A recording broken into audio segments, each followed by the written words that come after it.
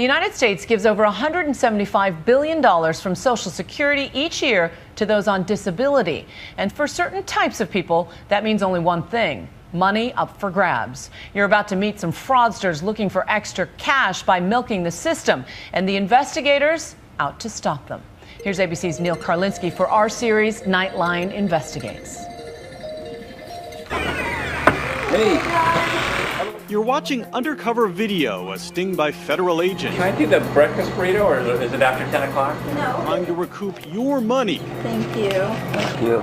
From a couple who claimed to be so disabled they couldn't work, or in many cases, even stand up very long. Just call me Bonnie and Corey Clyde. We're fine. As if daring someone to come and get them, the Target's owners Ramona Hayes and Corey Eglash virtually put a sign on themselves, opening a coffee shop called Criminal Coffee, complete with the slogan, "The place to come when you're on the run."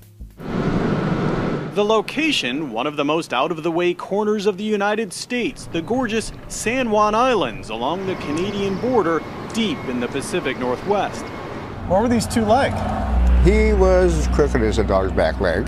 Neither one of them could tell you the truth if their life depended on it, but other than that.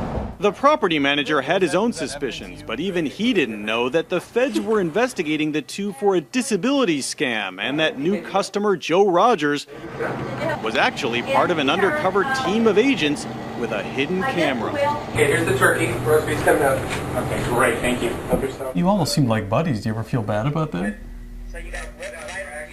Not really. Not so much. No, it's our job. Investigators say Ramona and Corey are a perfect example of what they face every day. People trying to bilk Social Security out of tens of thousands of dollars, claiming to be disabled and eligible for benefits set aside for those truly in need. People are brazen. There's an element that's going to be looking for any way to defraud the government, and they'll do it. Just look at some of the claims they've checked up on. This man driving off on his motorcycle, investigators tell us he claimed he couldn't drive or even go out alone. And the guy tossing the football, he said he had shoulder problems and needed an electric cart to run errands. This woman lifting the motorized wheelchair claimed she had difficulty with lifting, squatting, and bending. All three had their claims denied. Every year, Social Security pays out more than $175 billion to people on disability. But in the last year alone, nearly 72,000 allegations of fraud were reported to Social Security's Office of the Inspector General. When people that don't need it are abusing it, I think everybody becomes outraged. A big bust of some police and firefighters accused of massive fraud.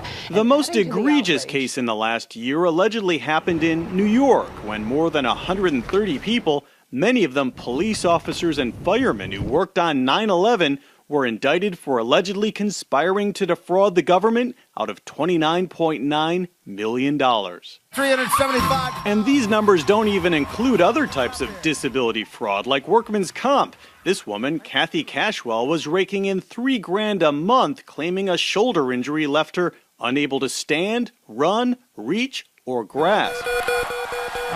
But that didn't slow her down on the Price is Right of all places. Look at her spin that wheel. Last year, she pleaded guilty to fraud. But agents say most cases are like Criminal Coffee, which is why we joined Joe Rogers on a float plane up to the San Juan Islands.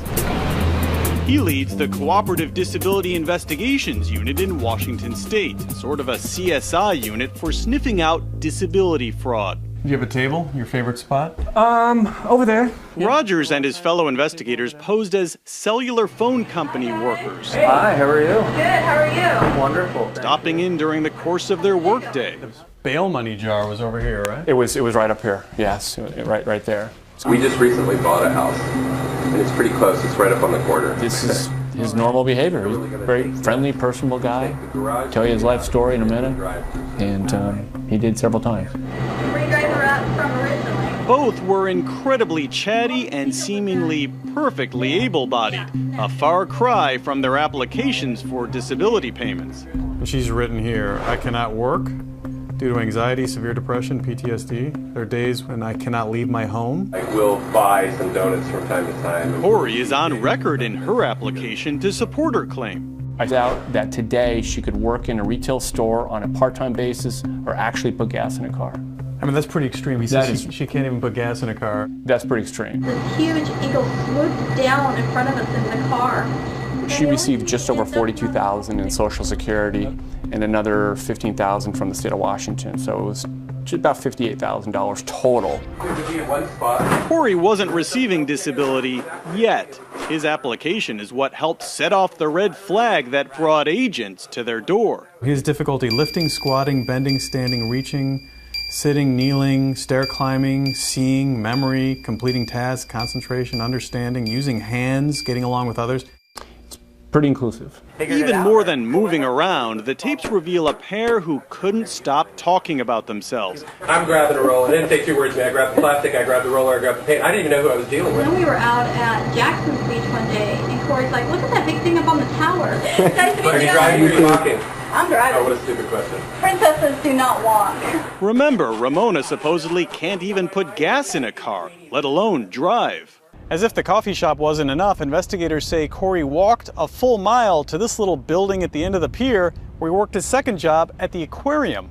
They found records that he volunteered at a local senior center and played basketball with the local rec league, too. You play any of those? Or? No? Yeah.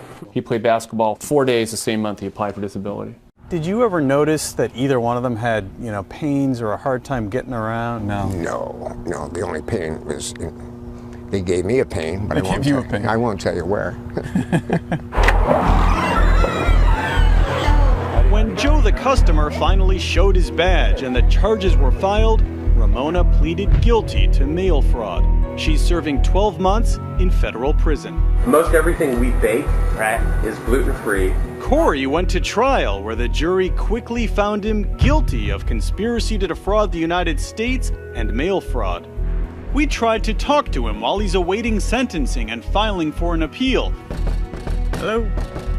But he was nowhere to be found, and his lawyer, along with Ramona's, declined to be interviewed. When it all finally came out, what'd you make of that? That's about the funniest thing I'd heard in a while. These small cases add up, totaling $340 million in savings just last year. As for the con artists who might think no one is watching... You have agents out spying on people right now? They should be. They should be. Well, hey, thanks for that. Good coffee. I'm Neil Karlinski for Nightline in Friday Harbor, Washington.